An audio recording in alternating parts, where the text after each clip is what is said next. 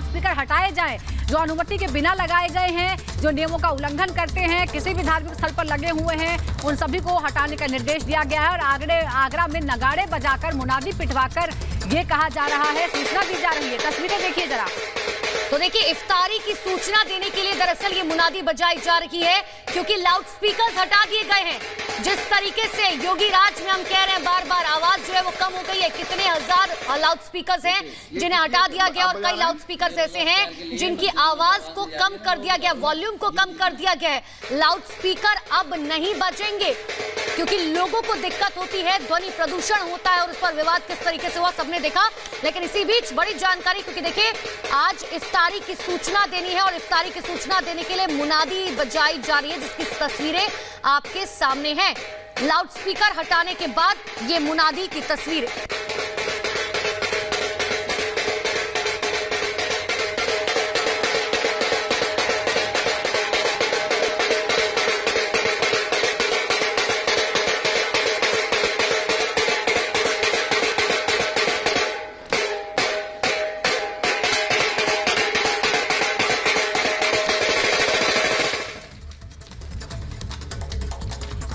तो loud speaker हटा दिए गए हैं और अब मुनादी पिटवाई जा रही है। विवेक हमारे साथ जुड़ गए हैं। विवेक, लाउड स्पीकर हटाए गए हैं और बताया जाता है कि पिछले जमाने में भी जब लाउड स्पीकर नहीं थे तो यही किया जाता था, क्या वही दौर अब नजर आ रहा है यहाँ भी?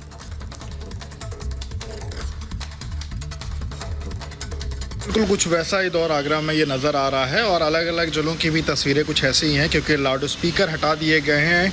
सभी मस्जिदों से या फिर मंदिरों से या गुरुद्वारों से कहीं पर भी लाउड स्पीकर को ऊपर लगाने की अनुमति नहीं है क्योंकि जो उत्तर प्रदेश सरकार है उसने ये निर्देश दिए हैं कि कोर्ट के नियमों के अनुसार ही जो ध्वनि का जो आवाज़ें आने की जो वो है वो जो प्रेमाइसेस हैं उसके अंदर ही आवाज़ रहे। और उसके बाद जब लाउड स्पीकर हटाए गए हैं तो लोगों को बुलाने के लिए या लोगों को आमंत्रित करने के लिए अब इस तरीके की डुगडुगी या जो बाकी चीज़ें हैं उसका इस्तेमाल फिलहाल देखने को मिल रहा है। और अगर अभी तक की अपडेट दूं मैं आपको तो तकरीबन 42,000 ऐसी प्रेमाइसेस हैं जहां से आवाज़ों को कम कर दिया गया है और तो वहीं तकरीबन 22,000 ऐसे धार्मिक स्थल हैं जहां से लाउड स्पीकरों को हटवा भी लिया गया है। तो कुल मिला करके जो एक तरीके से उत्तर प्रदेश पुलिस है वो अपने एक्शन में दिख रही है फिलहाल। और ये 30 तारीख तक का एक अल्टीमेटम भी है कि 30 तारीख तक जो अलग अलग जगहों से चाहे वो कोई भी धार्मिक स्थल हो उसकी जो रिपोर्ट है वो शासन को आनी है और उसी कड़ी में ये सब कुछ चल रहा है।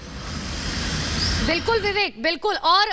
और देखिए यही तो तस्वीरें हैं। मुझे लगता है कि शायद विवेक ये भी देखिए समझने की जरूरत है कि हमने देखा है और जिस तरीके से लगातार अधिकारी कहते हैं, प्रशासनिक अधिकारी कहते हैं कि देखिए समझने की जरूरत है कि लाउड स्पीकर हटाने पर विवाद नहीं होना चाहिए। आपको ये समझना चाहिए कि कितना ध्वनि प्रदूषण हो रहा था, लोगों को कितनी दिक्कत हो रही थी, जो बुजुर्ग लोग हैं उन्हें कितनी दिक्कत हो रही थी इस लाउड स्पीकर से। और ये एक अच्छी मुझे लगता है मिसाल पेश की जा रही है कि मुनादी बजाकर जो है लोगों को इफ्तार के बारे में बताया जा रहा है। जब बिल्कुल अब नए नए तरीके इसी तरीके से ईजाद किए जाएंगे जो पुराने समय में एक समय पे हुआ करता था लाउड स्पीकर आने के पहले। और कहीं ना कहीं ध्वनि प्रदूषण ना हो उसको लेकर के नियमों के पालन करने के लिए जो सरकार है और साथ साथ जो प्रशासन है वो कहीं ना कहीं उत्तर प्रदेश में प्रतिबद्ध दिख रहा है। और उसके बाद अगर चीज़ों को आमंत्रण करना है, लोगों को आमंत्रित करना है इफ्तार के लिए या किसी भी अन्य चीज़ों के लिए, तो इसी तरीके से चीज़ें कि जिससे एक बड़े पैमाने पर ध्वनि प्रदूषण ना फैले, बड़े पैमाने पर लोगों को समस्याओं का सामना ना करना पड़े, लेकिन सब तक सूचनाएं भी पहुंच जाएं। तो इस तरीके की चीज़ों का इस्तेमाल आने वाले समय में देखने को मिल सकता है। बिल्कुल बिल्कुल बिल्कुल विवेक। और बहुत